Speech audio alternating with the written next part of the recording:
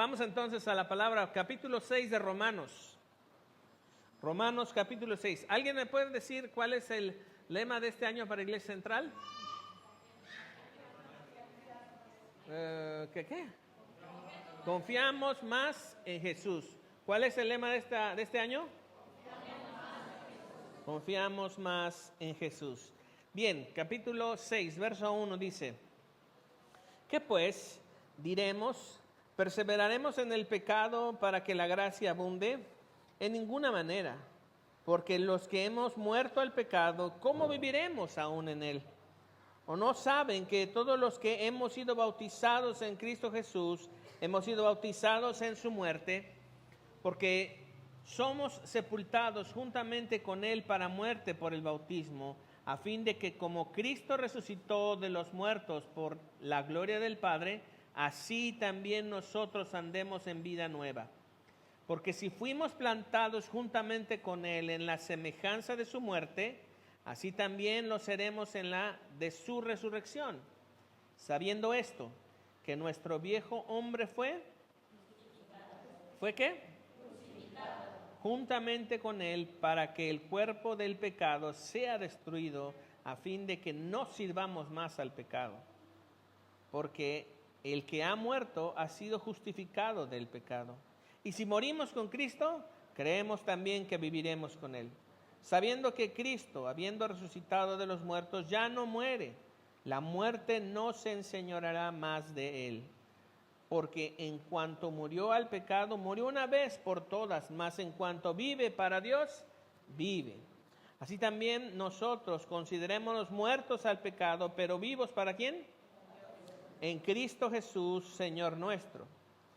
El verso 12 dice: no reine pues el pecado en nuestro cuerpo mortal, de modo que lo obedezcáis en sus concupiscencias, ni tampoco presenten sus miembros al pecado como instrumentos de iniquidad, sino preséntenlos a sí mismo a Dios como vivos de entre los muertos, y sus miembros a Dios como instrumentos de justicia. Mira el verso 14.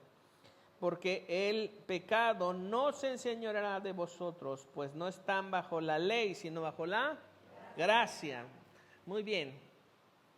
La semana pasada dijimos que no es posible encontrar a alguien inocente en esta tierra. Alguien inocente de pecado no lo podemos encontrar. Y digo, es una tristeza porque antes, en algún momento podríamos pensar que sí, pero lo cierto es que es imposible encontrar a alguien inocente de pecado. Además concluimos que Dios nos creó con la capacidad, no nos creó con la capacidad de pecar. Es decir, de la manera que Dios nos creó, nos dio la capacidad de no pecar. Pero en ese momento también naturalmente y de manera implícita viene la capacidad de hacerlo. Eso no le coloca a Dios como alguien culpable, sino naturalmente eso estaba. Y el problema es que cuando pecamos, perdemos la capacidad de no pecar. La capacidad de no pecar nunca más va a regresar. Eso es algo que se perdió en el pecado. Pero lo cierto es que vamos a tener un día en donde no pecaremos más, porque esto corruptible se va a vestir de incorrupción. Nunca más volveremos a pecar y eso será extraordinariamente bueno. Ahora, cuando Adán pecó, todos fuimos arrastrados por su pecado, ¿sí o no? ¿No te ha pasado alguna vez que dices, triste Adán, cómo nos diste en la torre? ¿A poco no has pensado, si yo hubiera estado ahí, sí aguanto? Le hubiera dicho a Eva, no, atrás. Lo cierto es que no haríamos eso. Lo cierto es que eso no sería posible. Sin embargo, con el pecado de Adán perdimos entonces la capacidad, decíamos, de no pecar. ¿Y nos quedó qué? Una naturaleza pecaminosa, ¿sí o no? ¿Sí o no te da, a todos tenemos ganas, muchas veces tenemos ganas de pecar? No, yo no, pastor, pues has de ser de Marte o una cosa así. Pero lo cierto es que todos de una u otra manera, en nuestra naturaleza hay un deseo natural de pecar, valga la redundancia. Entonces quiero que veas del verso 1 al verso 5, sígueme con tu vista, dice. Pablo comienza con dos preguntas en el verso 1, dice, ¿qué pues diremos? perseveraremos en el pecado para que la gracia abunde. Y esto viene enlazado con el verso 20 del capítulo 5, porque el verso 20 dice en el capítulo 5, pero la ley se introdujo para que el pecado abundase, mas cuando el pecado abundó, sobreabundó la gracia. Y entonces las preguntas del verso 1 del capítulo 6 de Romanos son naturales. Es siempre pensar como, bueno, entonces si no me restringen esto, puedo hacer todo esto, ¿verdad? No. Si no está implícitamente prohibido, está explícitamente permitido, ¿no? Y a veces eso es lo que pensamos y decimos y consideramos que eso es la mejor manera de nosotros hacer y deshacer como queremos, ¿no? Entonces aquí hay una manera natural de pensar. Si nos portamos muy mal, nos van a perdonar mucho. ¿Eso sucede? Todos los que somos papás, pueden levantar su mano los papás. No importa si son chiquitos o grandes. Cuando tus hijos se portan terriblemente mal, así como es la naturaleza de tu pecado, entre más mal se portan, más les perdonas. Entre más mal se portan, entre más pecan, más oportunidades les das. Entre más pecan, más abrazos les das. No. ¿Qué es lo que haces? Tienes que restringir. Tienes que poner límites, de tal manera que esos límites sean la ayuda para tu hijo o para tu hija para dejar de pecar. Lo mismo pasa con Dios, pero su amor y su gracia abundan. Ahorita vamos a ver entonces de qué se trata eso. Mira el verso 2, en ninguna manera. Pablo responde las dos preguntas que hace primero. Definitivamente no vamos a pecar más para que abunde más la gracia. Los que hemos muerto al pecado, ¿cómo viviremos aún en él? Y en este segundo verso, una sola palabra luce. Es una sola palabra que tú y yo como cristianos necesitamos. Y todos los cristianos que de repente nos sale el religioso que llevamos dentro, vamos a decir, sí, claro. Se resume en una sola palabra, congruencia. Congruencia. El problema con la congruencia es que queremos que la congruencia general sea congruente con nosotros.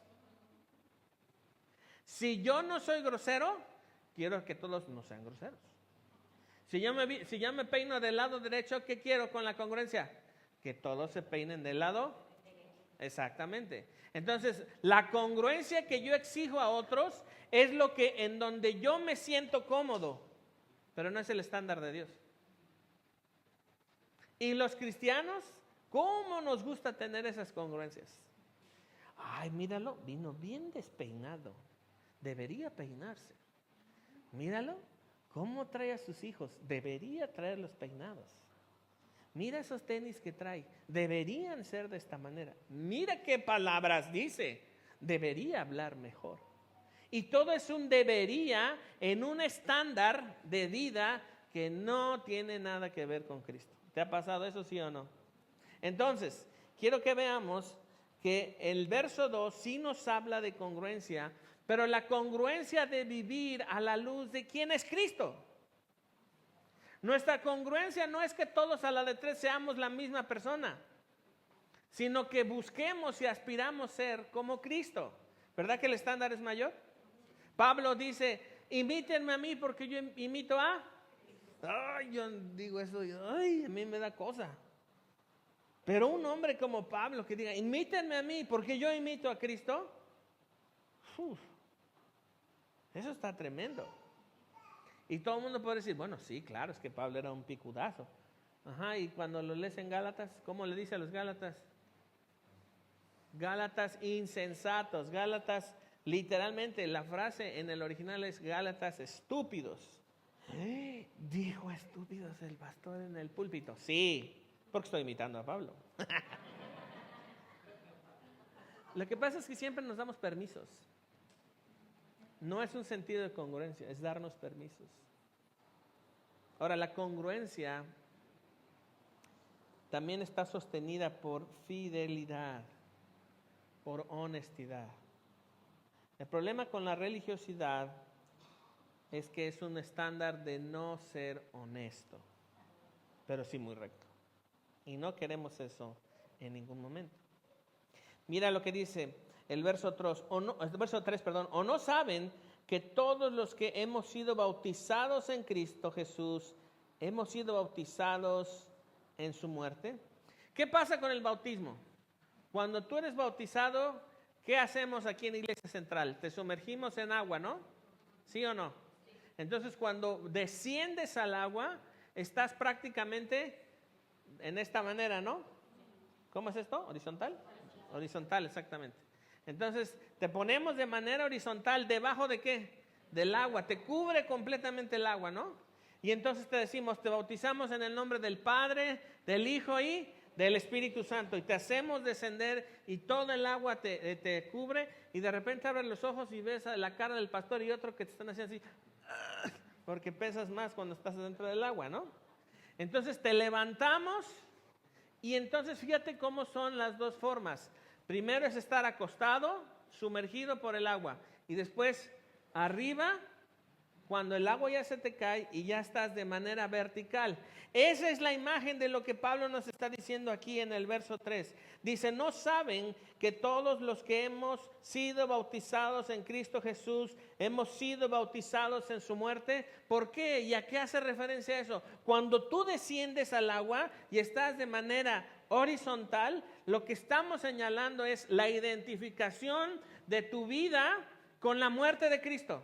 Ahora me identifico con la muerte de Cristo. Y la muerte de Cristo tiene la importancia vital y fundamental en esto. Jesús, al tomar tu pecado y mi pecado e ir a la muerte en la cruz del Calvario, está acabando con el poder y el imperio del pecado. Algo que tú y yo provocamos por nuestro pecado, Él viene a acabarlo a través de su vida y en su muerte. Me identifico con la muerte de Cristo al bajar. Ahora dice también, verso 4, porque somos sepultados juntamente con Él para muerte. ¿Te acuerdas de bajar, no? Ahí está, es la imagen de ser sepultado.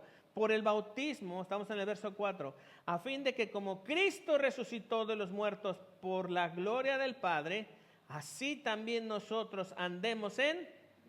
Entonces, cuando eres levantado, ¿con qué te estás identificando? Con la resurrección. La muerte, la resurrección. Por eso es tan importante el bautismo. Porque es un anuncio de tu fe interna de manera externa para con la iglesia, pero también para con Dios. Y para identificar y colocar tu fe en torno a lo que Cristo hizo. Morir y resucitar.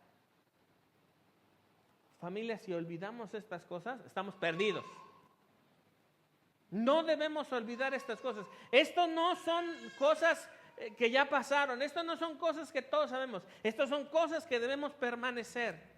El bautismo es tan importante para nosotros como cristianos porque identifica lo que somos, identifica del lado con quién estamos y además es nuestra unión con Cristo. En Cristo estamos unidos.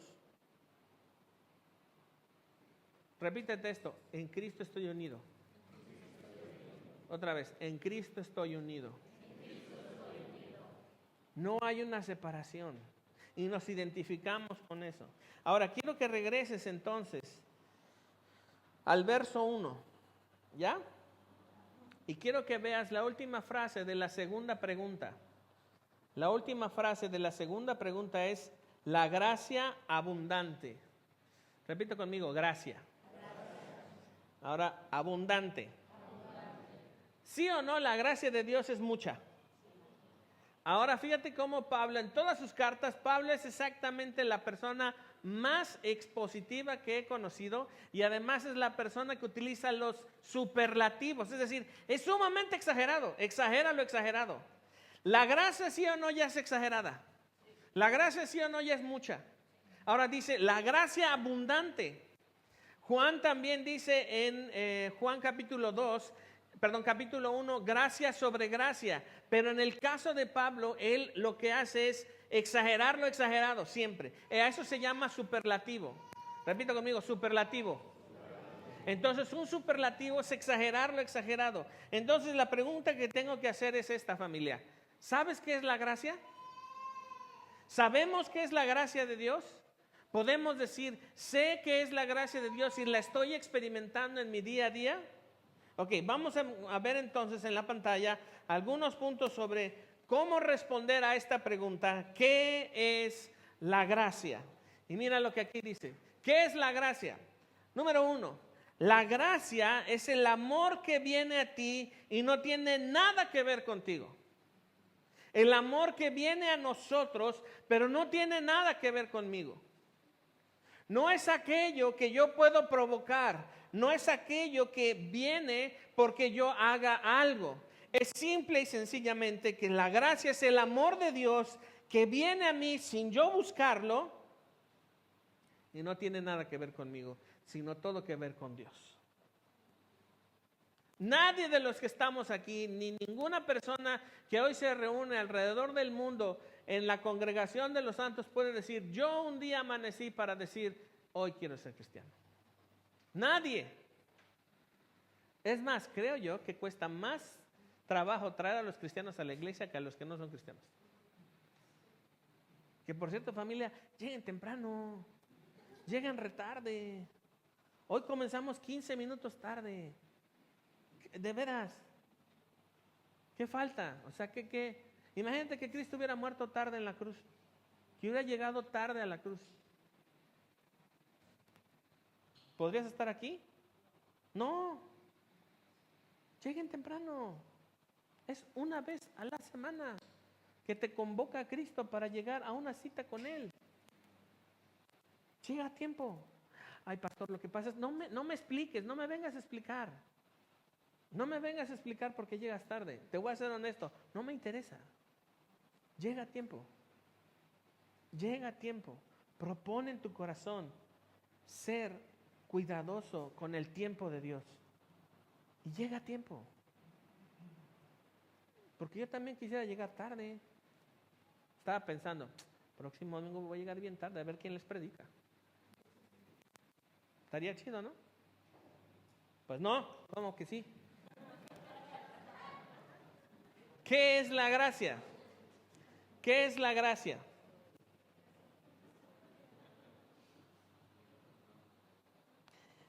Miren lo que dice. ¿Qué es la gracia? La gracia es irracional porque es el amor que crece a pesar de tu fallar. Es irracional.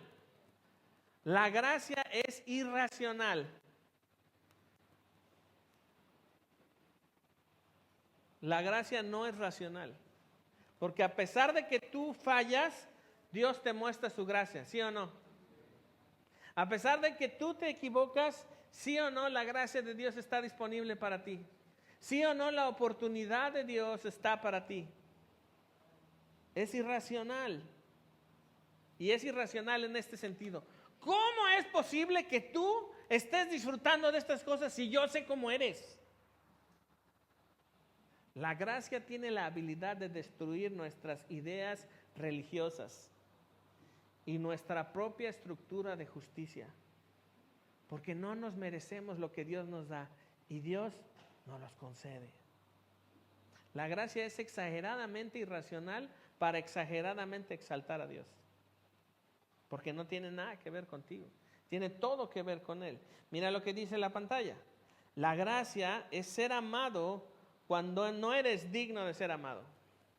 ¿Alguien se ha ganado aquí el derecho de ser amado por Dios? ¿Alguien ha convencido a Dios aquí para que lo ame? Ahora, pregunto, ¿Dios te ama lo suficiente o necesitas ser más amado por Dios? ¿Ya es suficiente con lo que Dios te ama? ¿O falta un poco más? No, ya es suficiente con lo que Dios te ama. Si estás pensando, no, pues Dios debería amarme más. Ay, amada iglesia, ¿qué más hace falta? Si ya entregó a su Hijo en la cruz, si ya hace rato cantamos el gran intercambio, Él por nosotros, si te bendice, si te ama, si te ha prometido una eternidad con Él, ¿qué más necesitamos? Ya tenemos su amor, ya tenemos su gracia, y su gracia es ser amado cuando no eres digno de ser amado. La pregunta es, ¿hay algún momento en nuestra vida en el que somos dignos de ser amados? No, entonces la gracia es como un presente continuo. Gracia, más gracia, más gracia, más oportunidad, más oportunidad, más oportunidad. Y de repente cuando estamos en nuestra casa, no, todo está mal, nadie me ama, mal esto, mal aquello, yo quisiera hacer, ¿por qué todo me va mal a mí? ¿Por qué? ¿Es neta? De verdad, todo así podremos decir que eres la única persona en el universo a la que va a decir, sí, definitivamente esa persona sí le va mal. Bueno, el santo Job se queda chiquito. O sea, la vida se ha ensañado con esta pobre criatura del Señor. ¿Así te pasa?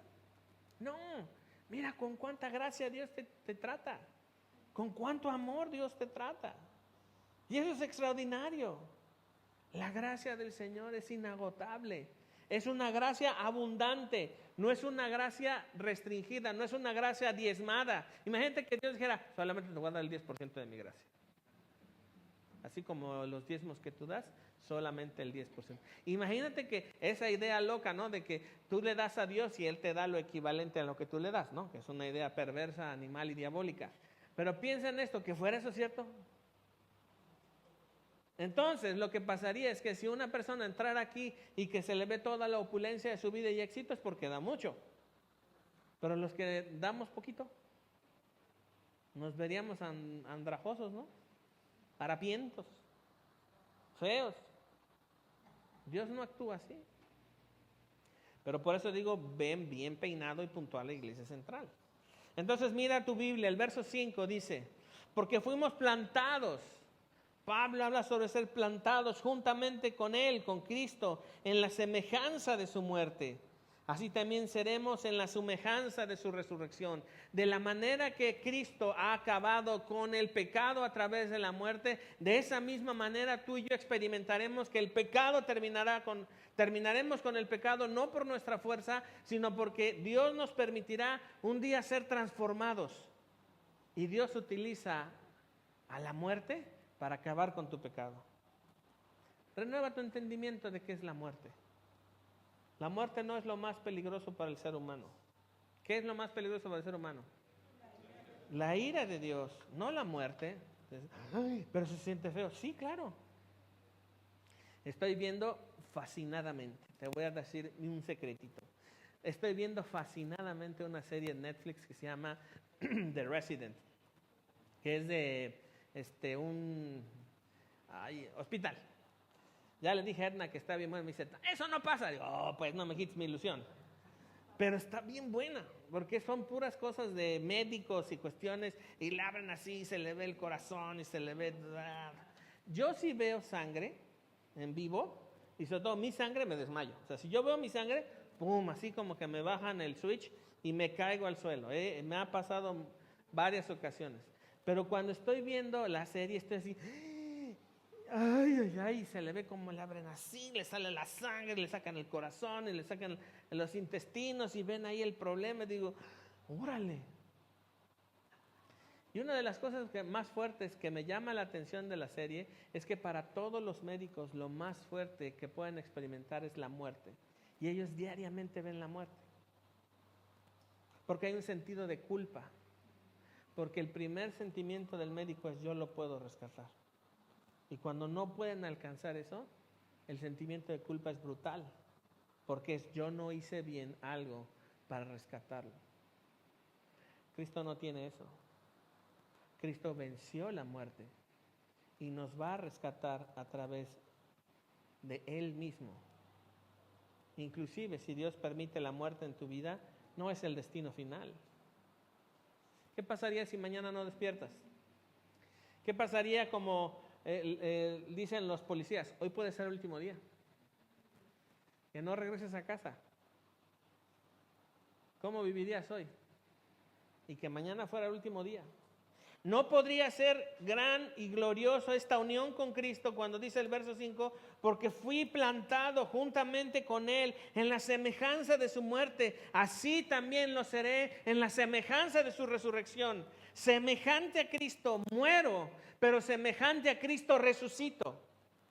Familia, si no tenemos claro el tema de la resurrección como algo vital en nuestra vida, el cristianismo que estamos viviendo simplemente se va a evaporar. Porque quiero que veas esto, familia. Tú vas a resucitar. Yo, sí. Porque sí o no vas a morir. Todos. Dile a que tienes al lado. Te vas a morir.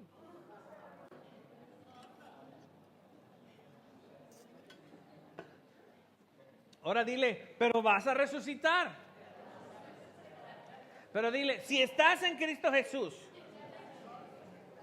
Si no, no dije que repitiera si no. Pero si no es así, preocúpate. Porque si no te has arrepentido, has estado perdiendo el tiempo. Amada iglesia, qué bendiciones que vamos a resucitar. Si tú mueres ahora, vas al seno de Abraham, al descanso del Señor. Y un día vas a ser levantado. Pero si viene el rapto de la iglesia y nos toca, ¿qué crees que va a pasar? Así, en un abrir y cerrar de ojos, vamos con el Señor. Y los muertos en Cristo serán levantados primero y nosotros iremos con Él y lo veremos en una nube, así como Star Wars, haz de cuenta. Así como Star Wars. Es una locura. ¿O no quieres ir? Imagínate, uno está aquí sufriendo, que te pones la metformina y que esto y que aquello, y de repente de una abrir y cerrar, y ya estás transformado así. ¿Qué hubo? ¿Y el azúcar? ¿Cuál azúcar? Ya desapareció. ¿Cuál hipertensión? ¿Qué se toma para la hipertensión? Losartán, ¿no? ¿Quién toma losartán? Levanta la mano. Eso. Todos los de losartán, levanten la mano. Ay, qué poquitos. Pero bueno, un día no la vas a tomar. Porque esto corruptible se va a vestir de incorrupción por la resurrección poderosa de Cristo. Entonces, mira lo que dice el verso 6. Estas son cosas que Pablo dice sabiendo, conociendo, entendiendo, recordando. Dice, sabiendo esto, que nuestro viejo hombre fue crucificado juntamente con él, para que el cuerpo del pecado sea destruido, a fin de que no sirvamos más al pecado. Cuando nosotros estamos en pecado, ¿a quién le estamos sirviendo? Al pecado. Pero cuando no pecas, ¿a quién estás sirviendo? A Cristo. Pero no se trata de 5 minutos de pecado, 5 minutos de no pecar. No, sino que luchemos naturalmente y constantemente contra el pecado, porque ahora tenemos la naturaleza de Cristo. ¿Ahora es fácil luchar contra el pecado? No. Algunas veces, varias veces he dicho este ejemplo, que en una ocasión el médico me dijo, no puedes comer galletas. Y yo, galletas. ¿Y a cuántos no les gusta las Oreo? ¿No les gusta las Oreo? No, sí. ¿A quién le gusta el Oreo? Eso. ¿Cuántos son fan del Oreo? Entonces sí. Pues yo sí soy fan del Oreo. Entonces, resulta ser que yo quería así, pero una tentación brutal. Entonces que saco el bote, que lo abro y que lo hago así. Ya, no más. Tentación. Pero pues si no me la comí. Pero sí o no deseaba comérmela. Claro que sí. Deseaba comérmela. Eso también es una esclavitud al pecado. Porque nuestro deseo está en el pecado. Y sabes que el primer punto con el pecado es que deseamos pecar porque nuestra naturaleza pecaminosa está tirada para allá. Cuando tú crees tener la razón, ¿qué estás haciendo? Deseando que se te reconozca que tú tienes la razón. Cuando peleas con tu esposa o cuando peleas con tu esposo de que tú tienes la razón y a ver cómo le haces, pero yo tengo la razón, ¿qué estás haciendo? Aspirando a que te digan, tú estás bien. Tú estás bien. Es un deseo que tenemos, pero es un deseo pecaminoso y estamos sirviendo al pecado. Y cuando pensamos en eso, la esclavitud del pecado se termina, ¿sabes con qué? Con la muerte. La esclavitud del pecado se termina con la muerte.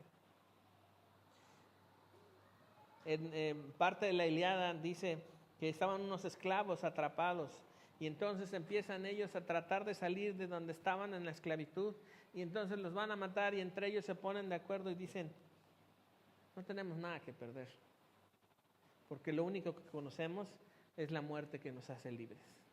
Así es que luchemos por eso. Amada familia, no tengas miedo a la muerte. Deja de pensar como que es el último destino. Es lo que Dios va a utilizar para acabar lo más vil que tú y yo tenemos. ¿Qué es qué? El pecado.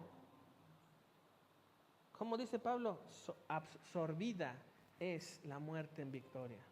La muerte se va a tener que tragar a sí misma, se va a tener que absorber a sí misma, porque Jesús va a venir a matar a la muerte. Ya la desactivó, ahora va a venir a matarla, y eso nos es prometido.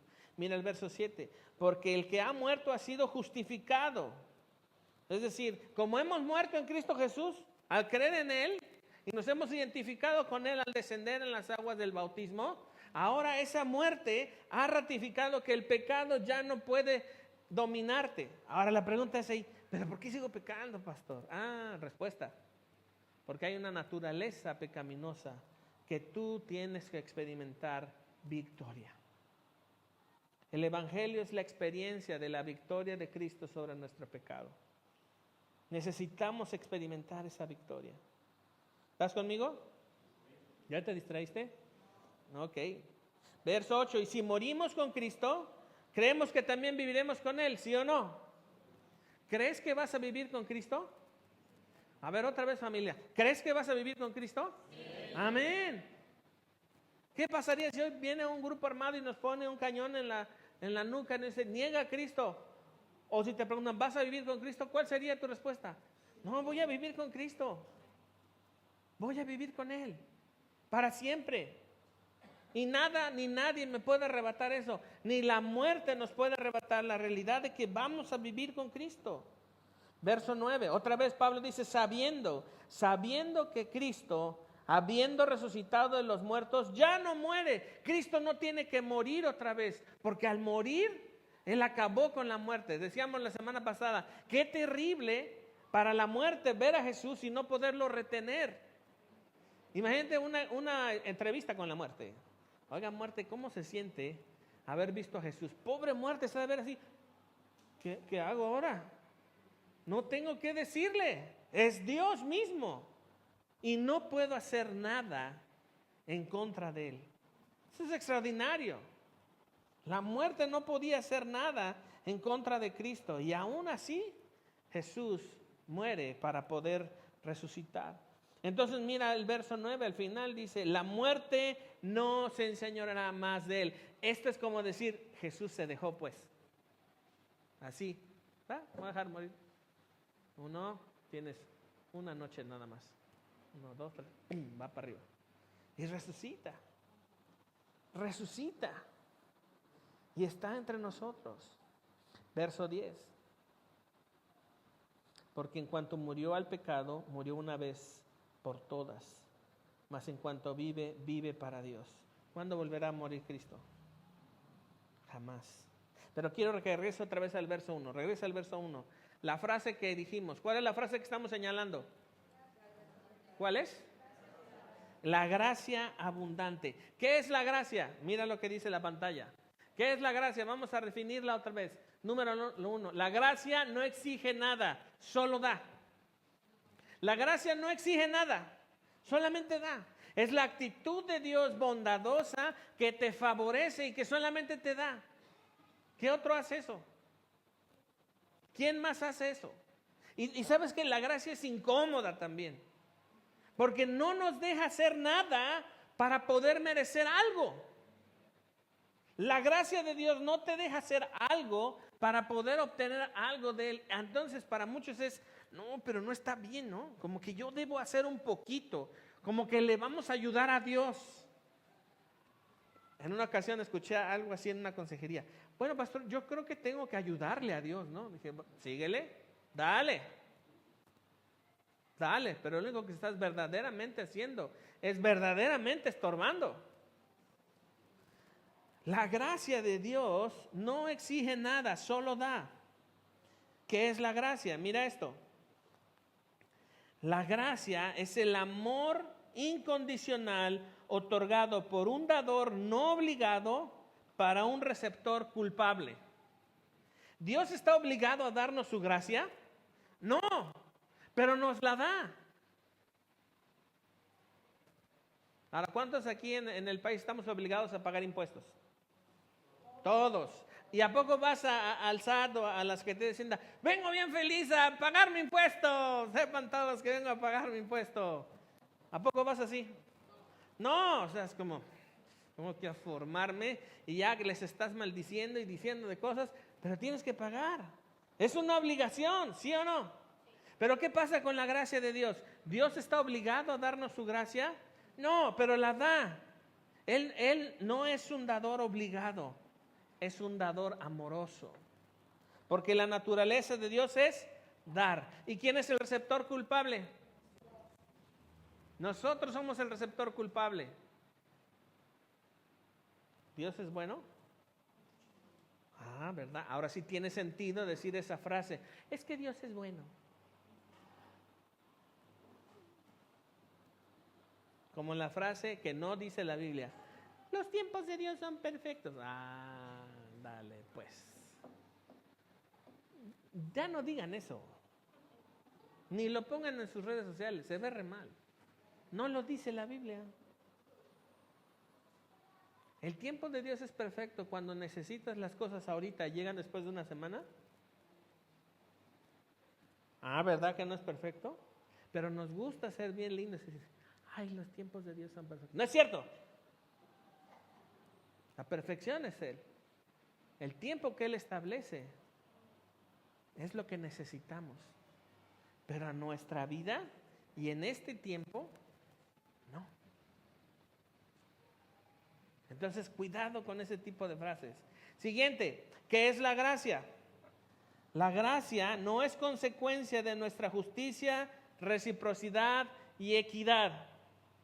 ¿Cuántas veces haces algo que te crees muy justo y esperas recibir algo a cambio? Todas. Yo hice esto y tú no te diste cuenta. Reciprocidad. Oye, yo me he esforzado demasiado. Por lo menos deberías levantar los trastes sucios. ¿Cuántas dicen amén? Por lo menos deberías lavar tu traste. ¡Ay, Cristo Jesús! O por lo menos deberías dar las gracias. Equidad. Todos parejos, ¿no? ¿Cuándo Dios ha sido parejo con todos? Mis hijos siempre había discutían, es que tú no eres parejo. Nunca voy a ser parejo con ustedes, porque son personas diferentes. No me pides que los trate igual, porque son personas distintas. No puedo tratarlos igual, porque Dios hace lo mismo. Y no es que nos trate diferente, sino que a cada uno nos da conforme a la medida de fe. ¿Y esa medida quién la establece? ¿Yo? No, la establece Él.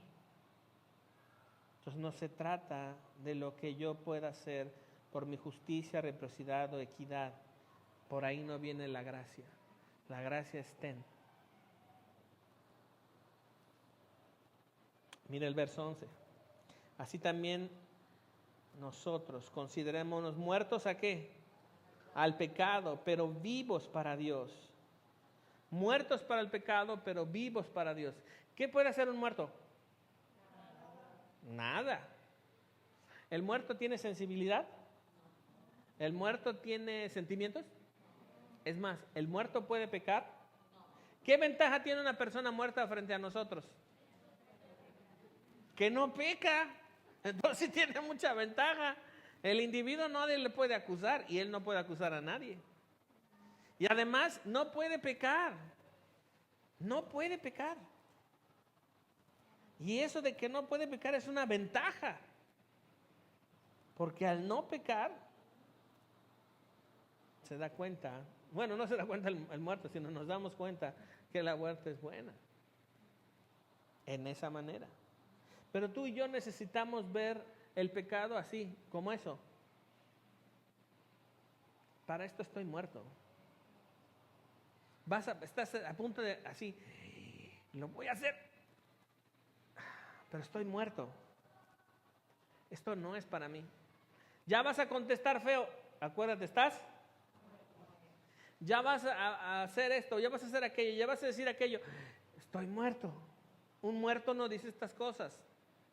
¿Quieres pelear? Un muerto no dice estas cosas. Vas en el coche y te echan la lámina. Un muerto no echa la lámina. ¿Un muerto tiene la razón? No. O sea, imagínate que el muerto se despierte y diga, oigan, yo tengo la razón. ¡Ah! Sales corriendo, ¿no? Aquí es igual. Estamos muertos al pecado.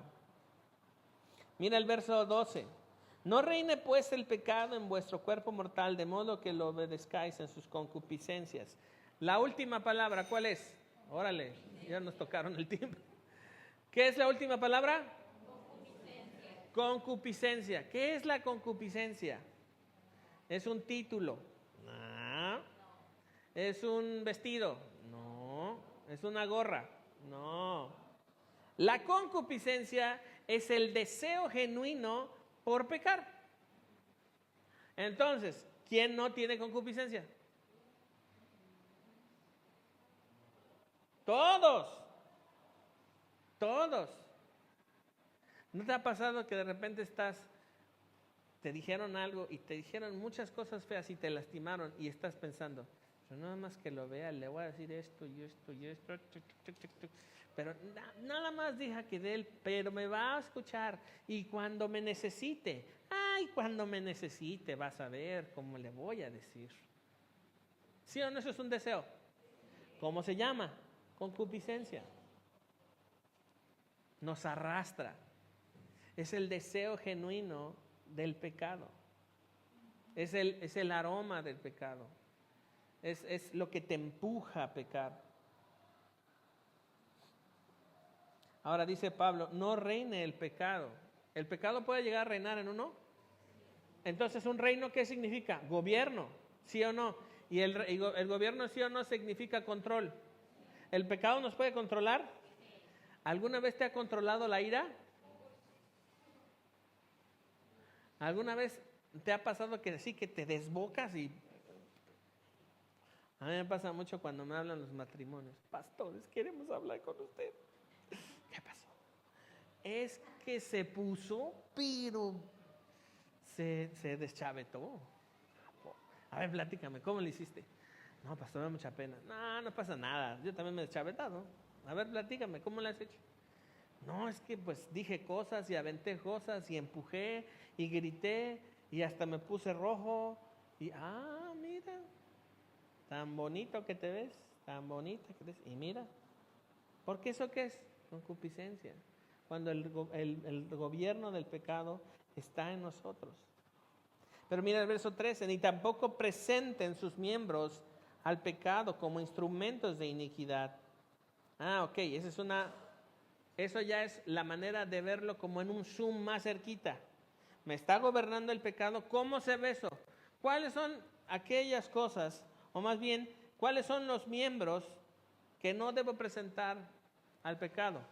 Mis ojos, mis manos, mi mente, mi boca.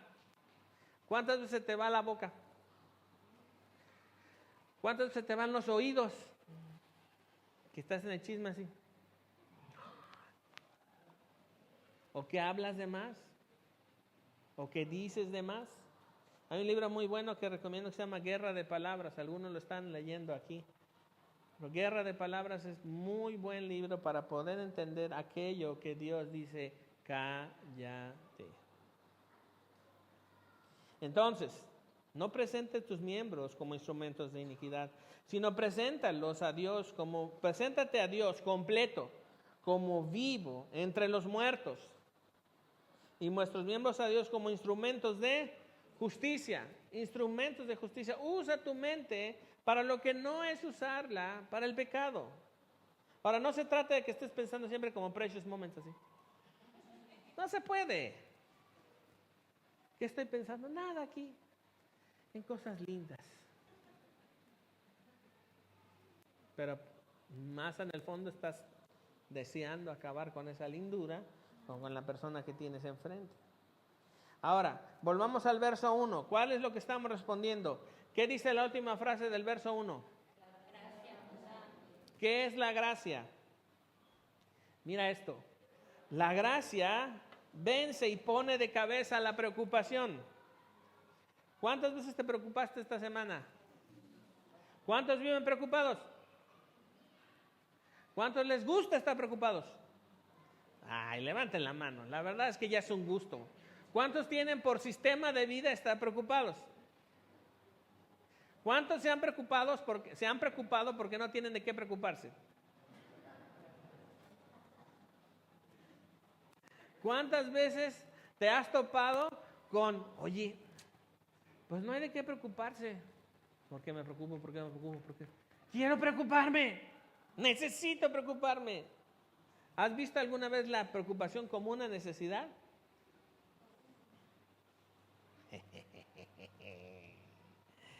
Pero la gracia de Dios pone de cabeza la preocupación. La preocupación es yo lo puedo controlar, yo lo puedo hacer.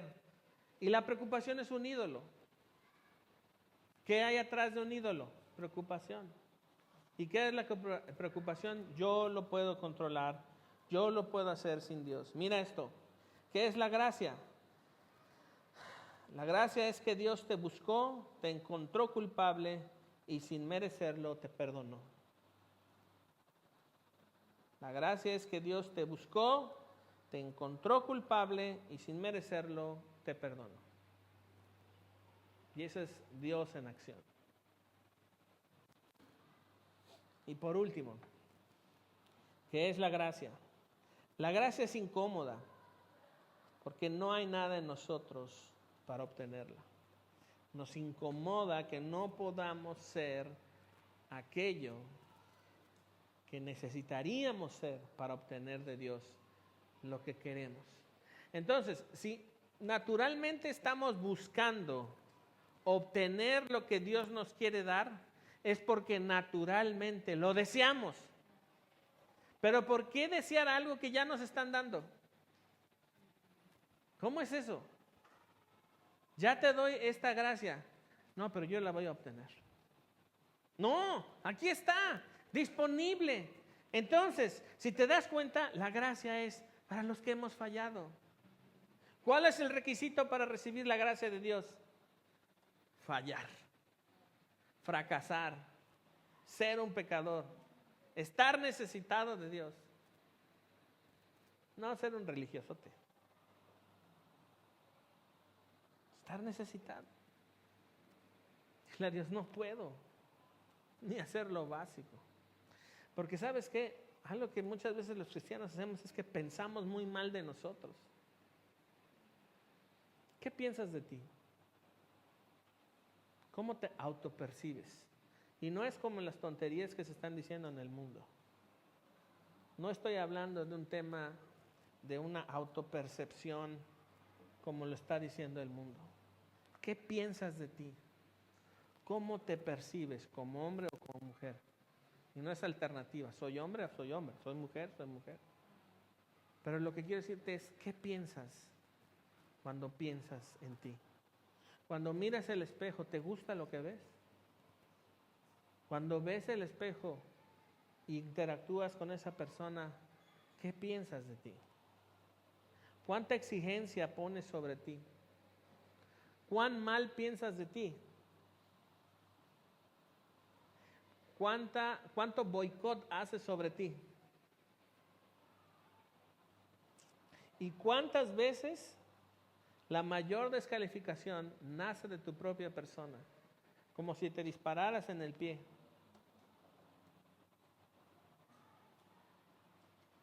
Eso es no pensar de la medida adecuada como Dios quiere que pensemos de nosotros mismos. Entonces, amada familia, necesitamos entender que tenemos una gracia dada por Dios que nos equipa para la vida y que tiene que ser un motivo de felicidad, no de tristeza, aunque estés con los ojos así. Cuando vienen a la iglesia creo que cambian de nacionalidad, todos son coreanos así. Están durmiendo. Pero quiero que acabemos con el verso 14. Mira esta promesa en el verso 14. Promesa, repite conmigo, promesa. Otra vez, promesa. Dice Pablo en el verso 14 del capítulo 6 de Romanos, porque el pecado no se enseñará de vosotros, pues no están bajo la ley, sino bajo la gracia. ¡Ah, qué bendición! Estamos bajo la gracia. Lo que gobierna nuestra vida es la gracia de Dios, la aprobación de Dios a nuestro favor, no ganada por ti, sino dada por Dios. Dios nos favorece. Esa es la verdad del Evangelio, que en Cristo Jesús Dios nos favorece. Tienes el favor de Dios. Y si sigues pensando mal de ti, amada familia, ese ya es tu problema. Porque la palabra de Dios nos está diciendo que Él nos favorece. Y si sigues luchando contra eso en tu mente, lo que estás haciendo es que estás huyendo de la verdad que Dios tiene para nosotros. La Biblia en el verso 14 nos dice que el pecado no se va a enseñorear más de nosotros. No nos puede gobernar más porque ya estamos muertos a Él. Pero aunque estamos en esa muerte, seguimos luchando por la experiencia de vencer el pecado. Y esa experiencia de vencer el pecado es el Evangelio en acción. Y lo cierto es que no estamos bajo la ley, porque aunque cumpliéramos toda la ley, no obtendríamos nada. Pero la ley sirve para que entendamos qué es el pecado, pero la gracia sirve para que experimentemos el perdón de Dios. Y la gracia sirve para decirle a Dios, gracias por favorecerme. No me lo merezco, pero me favoreces. Y te lo agradezco. Porque no hay nada bueno en mí para poder obtener de ti lo que tú naturalmente me quieres dar. Y eso solamente depende de ti. Tienes dos opciones. O crees esto o sigues como vienes. ¿Qué vas a hacer? No hay más. La gracia de Dios no depende de ti, depende de Él. Y por lo tanto es verdadera. Pero ¿a poco no cuesta trabajo aceptarla? Porque estamos muy orientados al mérito. Si yo me porto bien, si yo soy una linda persona, si soy un lindo cristiano, todo va a estar bien. Estás en un mundo caído, con personas caídas. Y lo único que nos ayuda es la gracia. Y gracia sobre gracia. Inclinen su rostro, vamos a orar. Padre Santo, te damos tantas gracias por tu gracia abundante, por aquello que nos das, que no merecemos y que no podemos obtener.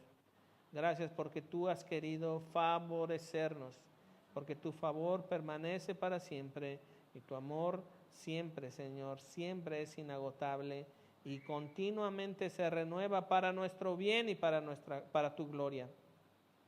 Padre, tú nos libertas, tú abres nuestros ojos, tú nos levantas, tú nos amas, tú nos guardas, tú nos proteges, tú nos sostienes.